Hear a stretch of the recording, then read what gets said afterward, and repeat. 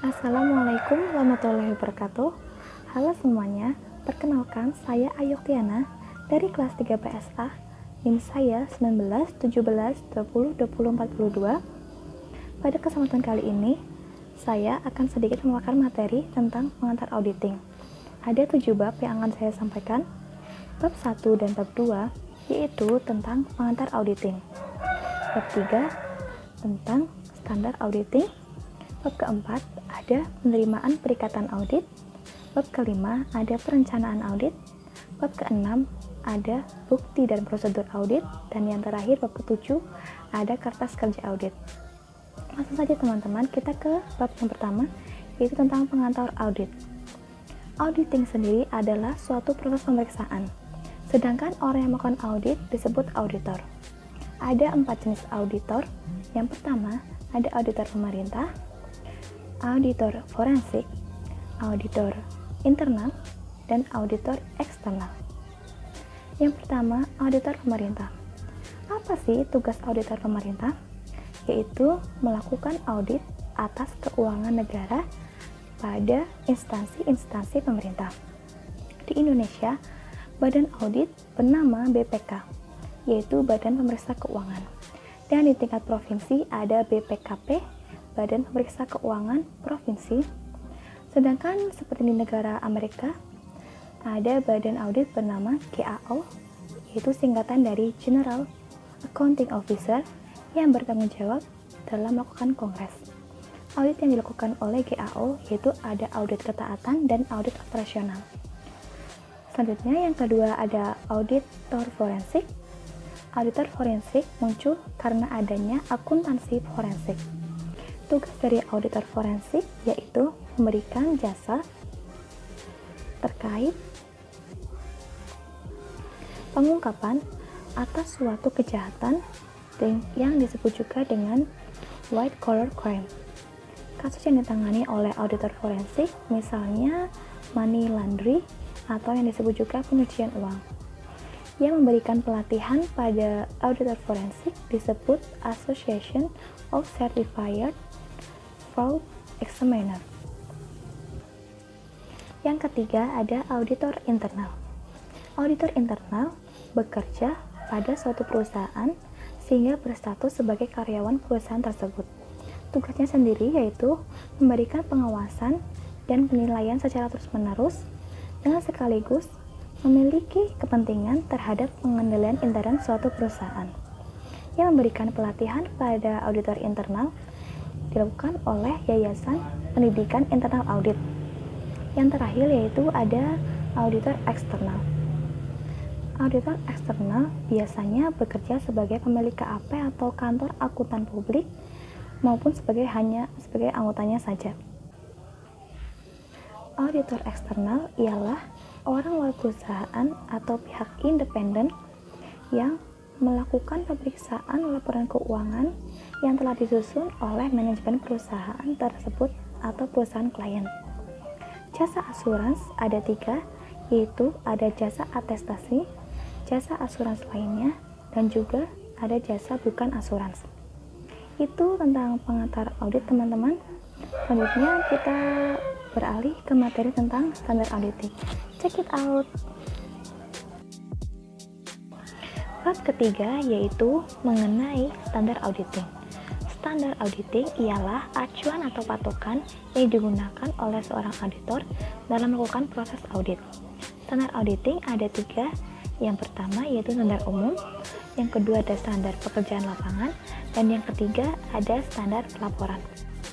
Yang pertama, standar umum.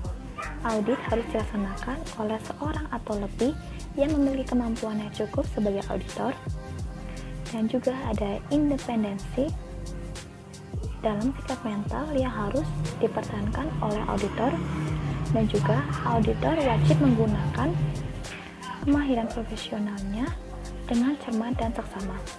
Yang kedua yaitu ada standar pekerjaan lapangan.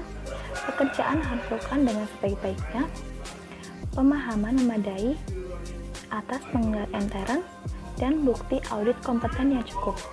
Dan yang terakhir yaitu ada standar pelaporan. Standar pelaporan harus sesuai dengan standar akuntansi keuangan Indonesia. 3 sifat yang harus dimiliki oleh seorang auditor. Yang pertama yaitu independen atau tidak terpengaruh oleh pihak lain. Yang kedua ada cermat dan teliti. Dan yang ketiga ada objektif. Sedangkan 3 sifat dari bukti yaitu harus memadai, harus objektif, dan juga kompeten. Setelah kita mengetahui standar dari auditing, kita masuk ke penerimaan perikatan audit. Tahap-tahap audit atas laporan keuangan. Yang pertama yaitu penerimaan perikatan. Selanjutnya perencanaan audit, lalu ada pelaksanaan pengujian audit, dan yang terakhir yaitu pelaporan audit. Dan langkah selanjutnya kembali ke seperti semula dan seterusnya.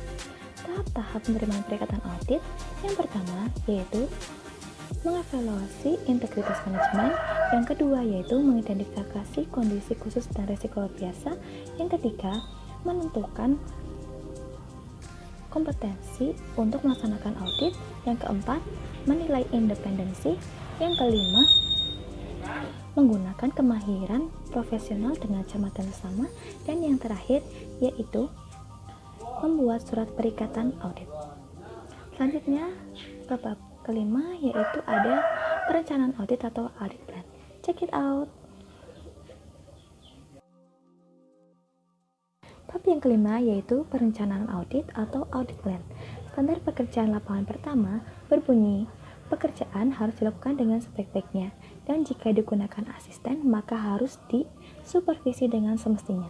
Isi dari audit plan atau perencanaan audit, yang pertama ada hal-hal yang mengenai klien, yang kedua ada hal-hal yang mempengaruhi klien, dan yang ketiga ada rencana kerja auditor. Bidang usaha klien meliputi accounting polisi, neraca laba dan rugi komparatif, klien kontak, dan lainnya. Informasi mengenai klien bisa kita dapatkan melalui majalah-majalah ekonomi atau surat kabar, misalnya Business News atau Ekonomi Keuangan Indonesia. Lalu ada staffing, waktu pemeriksaan, jenis jasa yang diberikan, time schedule, dan bantuan tambahan. Audit program yaitu membantu auditor dalam memberikan perintah kepada asisten mengenai hal yang harus dilakukan. Sedangkan audit prosedur adalah langkah-langkah yang harus dijalankan oleh seorang auditor dalam melakukan pemeriksaan, dan hal ini sangat penting bagi asisten agar tidak terjadi penyimpangan dan dapat melakukan pemeriksaan dengan efektif dan efisien. Risiko dari auditor atau audit ada 3. Yang pertama ada risiko bawaan, ada risiko pengendalian, dan ada risiko deteksi. Selanjutnya kita ke bab ke-6 ya teman-teman, tentang bukti dan prosedur audit. Check it out. Bab yang ke-6 yaitu mengenai bukti dan prosedur audit. Bukti yang digunakan dalam laporan keuangan audit terdiri dari data akuntansi dan semua informasi keuangan yang tersedia bagi auditor. Cukup atau tidaknya bukti audit mempertimbangkan yang pertama materialistik dan resiko, yang kedua faktor ekonomi, dan yang ketiga ukuran serta karakteristik populasi. Kompetensi bukti audit dipengaruhi oleh berbagai faktor seperti relevansi, ketepatan waktu, sumber, objektivitas, dan cara pemerolehan bukti tersebut. Prosedur audit ialah instruksi rinci yang memperoleh berbagai tipe bukti audit tertentu pada saat tertentu dalam audit. Prosedur audit yang sesuai dengan standar pekerjaan lapangan ketiga yaitu ada inspeksi, pengamatan, permintaan keterangan, serta konfirmasi. Kita beralih ke bab terakhir ya teman-teman, yaitu tentang kertas kerja audit. Check it out. Halo semua teman-teman, masih semangat kan? Kita ke bab terakhir, bab ke-7, yaitu tentang kertas kerja audit. Kertas kerja audit adalah alat dokumentasi utama agar nantinya bisa menjadi bukti bahwa auditor tersebut telah melaksanakan semua tugasnya dengan baik. Kertas kerja audit juga bisa meraba dari awal untuk melakukan pemberian pendapat tentang perusahaan. Contoh kertas kerja audit yaitu ada catatan memo dan ada client representation letter. Dalam isi kertas kerja audit nantinya akan menunjukkan dilaksanakannya standar pekerjaan lapangan yang pertama dan ketiga. Tipe dari kertas kerja audit ada beberapa, misalnya ada audit program, working trial balance, top schedule, dan ada supporting schedule, dan lain-lain. Kertas kerja audit bisa berasal dari klien, hasil analisis auditor, maupun dari pihak ketiga yang independen. Selanjutnya ada 3 metode pemberian indeks. Yang pertama yaitu indeks angka, yang kedua ada indeks kombinasi antara angka dan huruf, dan yang ketiga ada indeks angka berurutan. Itulah pemaparan materi dari saya tentang pengantar auditing dari bab 1 sampai 7. Sekian dari saya. Bila banyak kesalahan saya mohon maaf. Terima kasih. Wassalamualaikum warahmatullahi wabarakatuh.